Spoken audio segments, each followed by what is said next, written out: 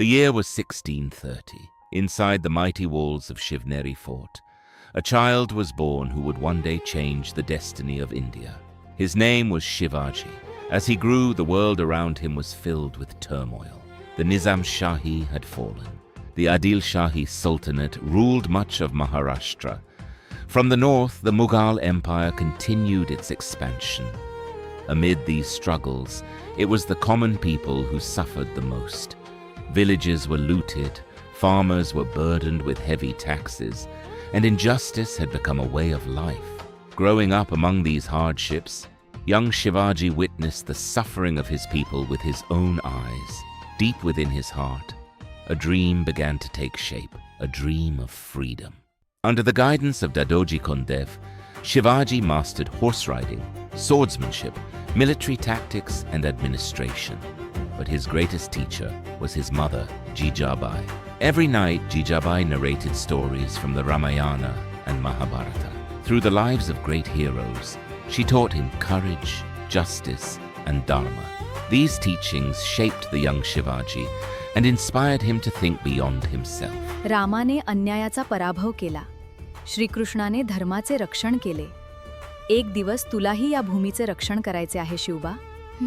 Even in his youth, Shivaji could not tolerate injustice. Stories of his courage began to spread across the region. People saw in him a leader who stood for righteousness and the protection of the weak. As the years passed, Maharashtra continued to suffer under foreign rule. Yet among the rugged mountains of the Sahyadris, a new hope was awakening. By the age of 15, Shivaji had gathered a group of trusted companions. Brave men like Tanaji Malusare, Yesaji Kank, Baji Pasalkar, and many fearless Mavalas joined him. Together they explored the valleys, forests, and forts of the Sahyadris. They learned every hidden route, every mountain pass, and every secret path. These mountains would soon become the foundation of a new kingdom. Then came a night that would change history forever. In the year 1645, Shivaji and his closest companions climbed to the ancient Raireshwar temple.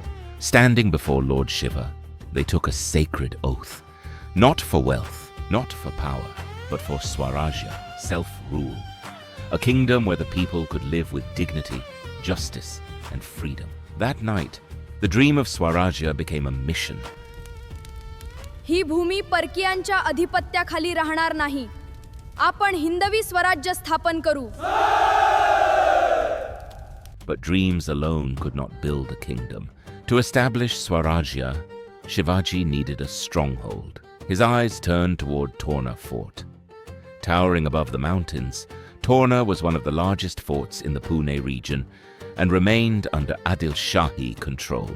Rather than attacking recklessly, Shivaji carefully studied the fort. He learned its strengths, its weaknesses, and the best opportunity to strike. Then, under the cover of darkness, the Mavalas began their daring climb. The steep mountain paths were dangerous.